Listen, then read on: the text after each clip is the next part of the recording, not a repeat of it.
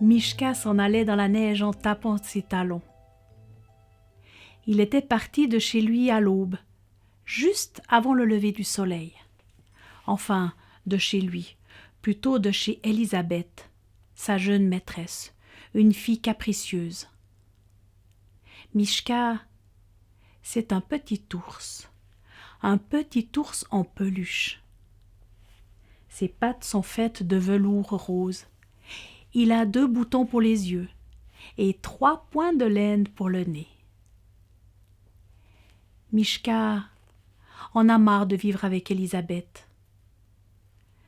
C'est une fille qui n'est pas gentille. Il lui faut toujours 25 jouets, c'est jamais assez, et en plus, quand elle en a marre avec un jouet, il lui arrive de le lancer d'un bout à l'autre de la pièce, et parfois, il lui reste même une patte ou un bras dans la main. Non, ce matin-là, Mishka s'était réveillé.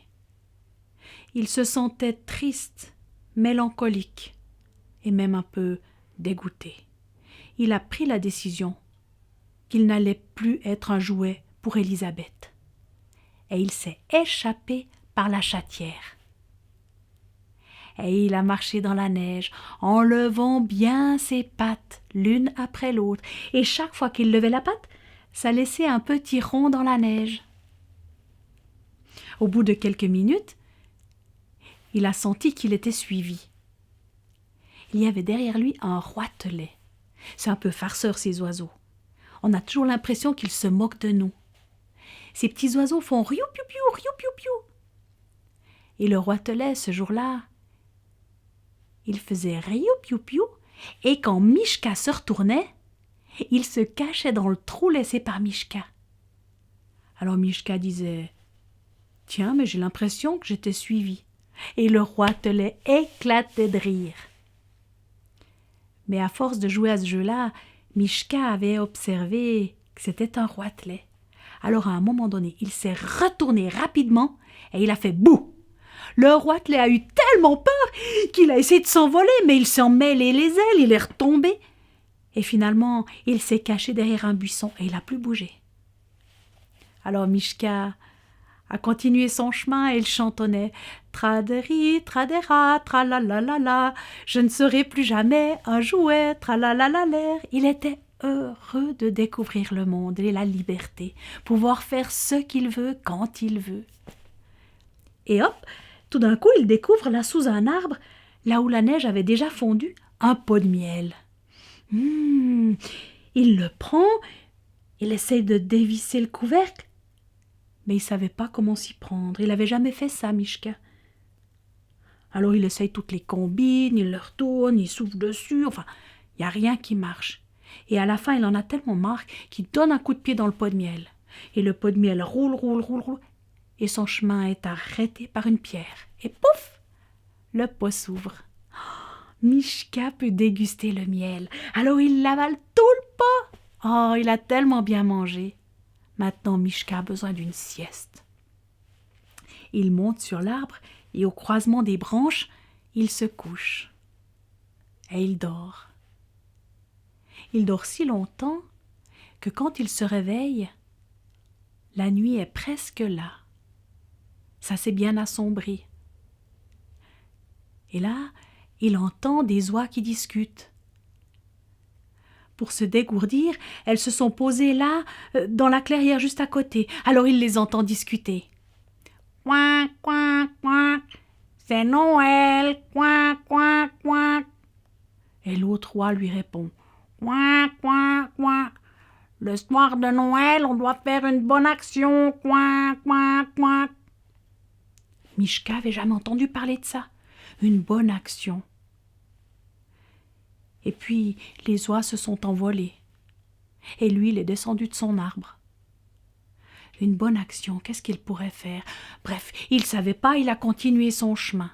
Et il levait chaque fois bien un pied et l'autre. Et il trouvait que c'était désert par là.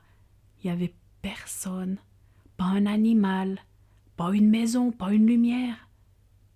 C'était désert. Et puis tout à coup, il a entendu des grelots.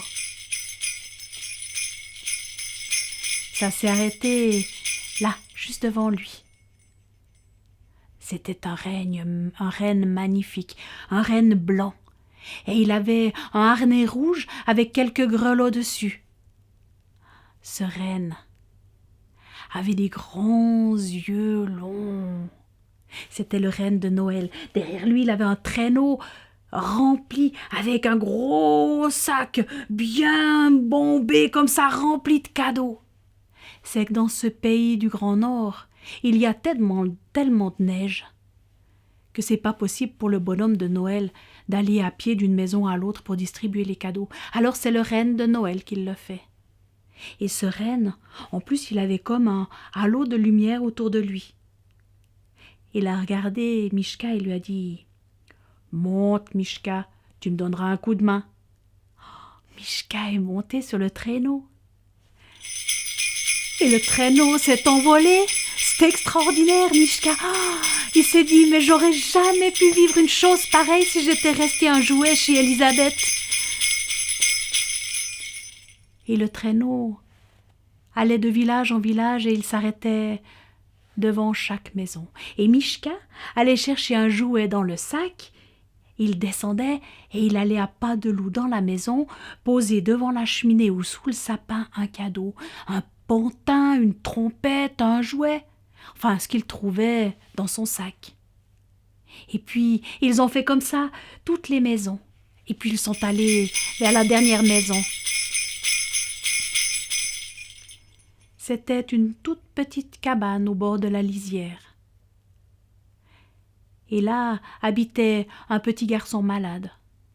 Alors Mishka, comme partout, il va chercher un cadeau pour le petit garçon. Il cherche dans le sac, il retourne le sac, il le secoue. « Hé, reine, il n'y a plus de cadeau. »« Oh non, a fait le renne. » Et puis le renne a regardé Mishka avec ses grands yeux profonds. Mishka a fait un gros soupir. Il a regardé la campagne autour de lui. C'était tellement sympa de pouvoir voyager. Tout seul, libre, pouvoir faire ce qu'on veut quand on veut. Il a haussé les épaules. Il est descendu du traîneau. 1, 2, 1, 2, 1, 2. Il est entré à pas de loup dans la petite cabane. Il s'est assis dans une des deux bottes. Il n'a plus bougé et il a attendu le matin.